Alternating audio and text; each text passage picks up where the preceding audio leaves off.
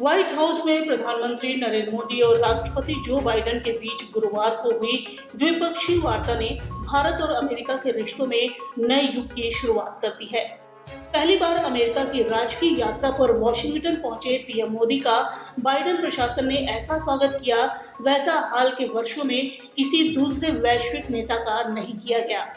पिछले 2 दिनों के दौरान 3 चरणों में राष्ट्रपति बाइडेन से मोदी की मुलाकात के बाद दोनों देशों की तरफ से कई अहम घोषणाएं की गईं।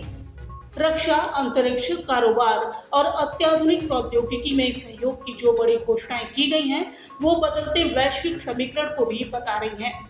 इनमें भारत में अमेरिकी कंपनी GE एयरस्पेस की तरफ से युद्धक विमान का इंजन बनाने से लेकर माइक्रोन की तरफ से भारत में सेमीकंडक्टर निर्माण प्लांट लगाने और अंतरिक्ष क्षेत्र में सहयोग तक की घोषणा शामिल है। पीएम मोदी ने अमेरिकी सदन में कई अहम बातें कही। उन्होंने कहा कि 9/11 और 26/11 के बाद भी आतंकवाद सबसे बड़ा खतरा है जिससे मिलकर लड़ना होगा। उन्होंने रक्षा क्षेत्र का जिक्र करते हुए कहा कि अमेरिका आज भारत का सबसे अहम सहयोगी है। हम अंतरिक्ष और समुद्र में साथ काम कर रहे हैं।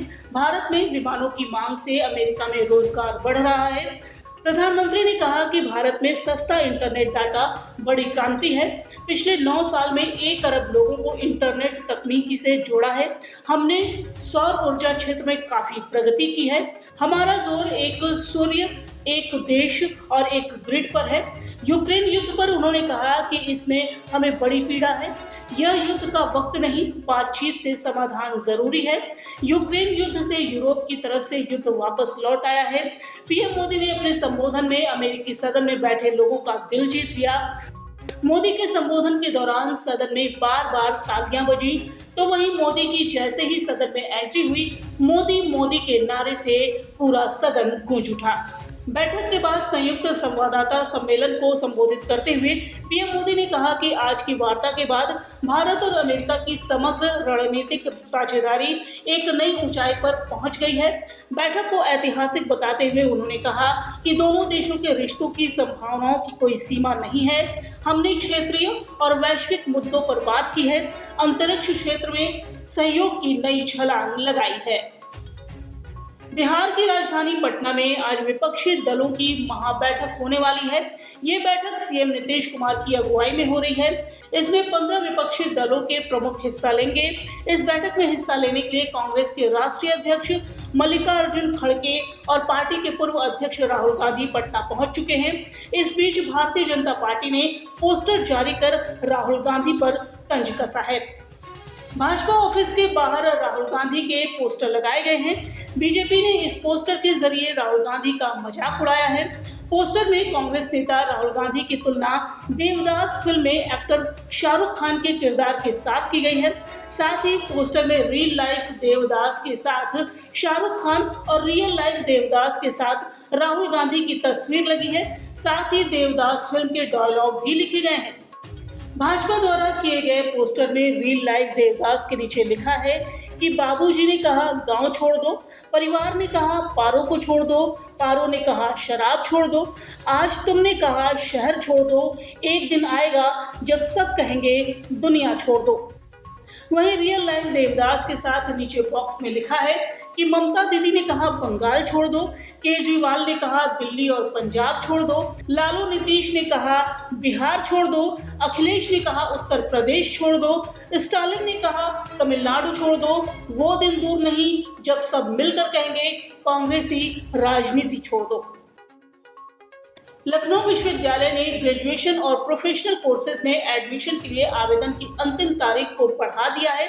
अब लखनऊ यूनिवर्सिटी में छात्र प्रवेश के लिए 4 जुलाई तक आवेदन कर सकते हैं। बता दें कि इस साल ये चौथी बार हुआ है जब विश्वविद्यालय की तरफ से अंतिम तिथि बढ़ाई गई है। इससे पहले आवेदन के लिए 22 जून की अंतिम तारीख निर्धारित की गई थी। वहीं विश्वविद्यालय दाखिले के लिए प्रवेश परीक्षा के शेड्यूल में भी बदलाव करेगा। इसके तहत नए सिरे से परीक्षा तिथि घोषित की जाएगी। जानकारी के अनुसार प्रवेश परीक्षा के लिए नई तारीख और प्रवेश पत्र डाउनलोड करने की तारीख जल्द घोषित की जाएगी। अभ्यर्थी लखनऊ विश्वविद्यालय की वेबसाइट www.lkouniv.ac इन पर आवेदन कर सकते हैं। वहीं पोस्ट ग्रेजुएशन कोर्सेज में आवेदन करने की अंतिम तिथि 30 जून निर्धारित की गई है।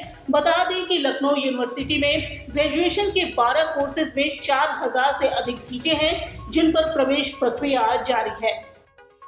देश भर में इस समय भीषण गर्मी पड़ रही है, लेकिन अब लोगों को जानलेवा गर्मी से राहत मिलने वाली है। मौसम विभाग के मुताबिक लोगों को हीट वेव और गर्मी से राहत मिलेगी। कुछ हिस्सों में मानसून की एंट्री होने के बाद जमकर बारिश हो रही है। उत्तर प्रदेश के पश्चिमी इलाकों में आज भारी बारिश होने की संभावना व्यक्त की गई है। राजधानी लखनऊ में बादल छाए रहेंगे। लखनऊ का न्यूनतम तापमान 25 डिग्री सेल्सियस और अधिकतम तापमान 36 डिग्री सेल्सियस दर्ज होने की संभावना है। तो वहीं दिल्ली एनसीआर समेत देश के कई राज्यों में आज बारिश होगी।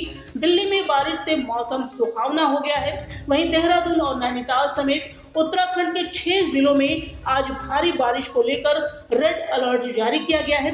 अगले 3 दिनों में मानसून के राज्य में पहुंचने की संभावना है। फिल्म आदिपुरुष के घटते बॉक्स ऑफिस कलेक्शन के बीच जरा हटके जरा बचके का बिजनेस बढ़ रहा है। सारा अली खान और विकी कौशल की फिल्म को रिलीज हुए अब 21 दिन हो चुके हैं, फिर भी जरा हटके जरा बचके अपना बिजनेस बनाए हुए है। वहीं अब फिल्म 70 करोड़ का आंकड़ा भी पार कर चुकी है। ये फिल्म पहले ही अपनी लागत निकाल चुकी है और अब प्रॉफिट की तरफ बढ़ती जा रही है। वहीं बॉक्स ऑफिस पर आदिपुरुष की असफलता का भी जरा हटके जरा बचके पूरा फायदा उठा रही है। 2 जून को रिलीज हुई जरा हटके जरा बचके ने 2 हफ्तों तक अच्छा बिजनेस किया, क्योंकि मुकाबला करने के लिए कोई दूसरी बड़ी हिंदी फिल्म नहीं थी। हालांकि फिल्म जरा हटके जरा बचके के बिजनेस को आदिपुरुष से काफी डर था। वीएफएक्स से भरी हुई और करीब 600 करोड़ की भारी भरकम बजट वाली ओम राउत की आदिपुरुष का बज़ बना हुआ था। ऐसे में उम्मीद थी कि फिल्म आते ही बॉक्स ऑफिस से जरा हटके जरा बचके की छुट्टी कर देगी, लेकिन अब कहानी इससे एकदम उलट हो गई है। Adipurush first day first show के साथ ही डॉलर्स के निशाने पर आ गई। फिल्म की ऐसी फजत हुई कि 1 हफ्ते की कमाई निचले स्तर पर पहुंच गई है। वहीं आदिपुरुष के मुकाबले जरा हटके जरा बचके का कलेक्शन बढ़ता ही जा रहा है।